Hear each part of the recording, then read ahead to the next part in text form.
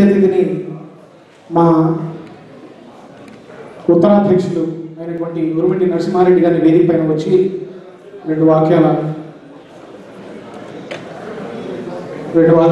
మాట్లాడవలసిందిగా. 2 వాక్యాలు కాదండి, 2 నిమిషాలు. ఎందుకంటే 2 నిమిషాలు జొన్నవిత్తుల గారి గురించి పరిచయం చేయడం చాలా కష్టం.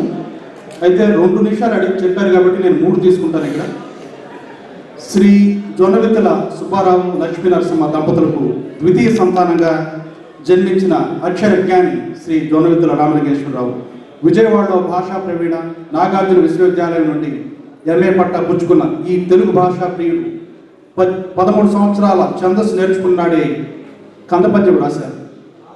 తెలుగు వేదకవి శ్రీ జొన్నవిత్తుల చిత్ర విచిత్రమైన సరికొత్త ప్రయోగాలతో 12 శతకాలు నాటి నన్నయ్య నుండి నేటి ఆధునిక కవుల వరకు 55 మంది సుప్రసిద్ధ సాహితీమూర్తుల రచనలకు పేరడీలు రాశారు. తిట్ల దండకం, అది ముఖ్యంగా మహిళలను రచించడానికి, రూపాయి దండకం, కాఫీ దండకం, సంస్కృత డిస్కో, సప్త స్వరాలతో గీతం వంటి విలక్షణ రచనలతో 80కి పైగా సినిమాలలో దాదాపు 600కు పైగా పాటలు రాశారు. శ్రీ జొన్నవిత్తుల నిరంతర ప్రయోగశాలి, కవితా తపస్వి.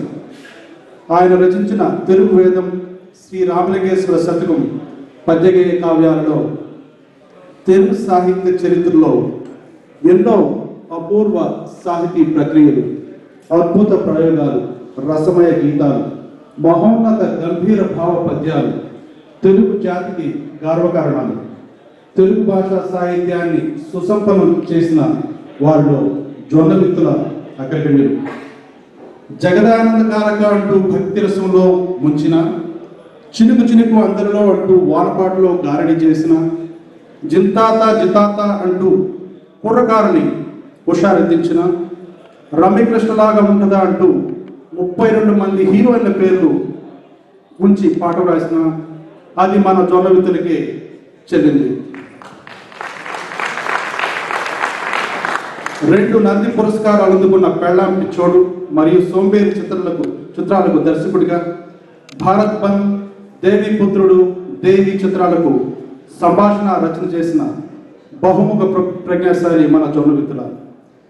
అధికార భాషా సంఘం సభ్యులుగా, కేంద్ర సెన్సార్ బోర్డు సలహాదారులుగా గతంలో పనిచేసిన ఈ కవితా దీప్తి ప్రస్తుతం నైమిష వెంకటేశ్వర దేవస్థానానికి ఆస్థానికగా ఉన్నారు.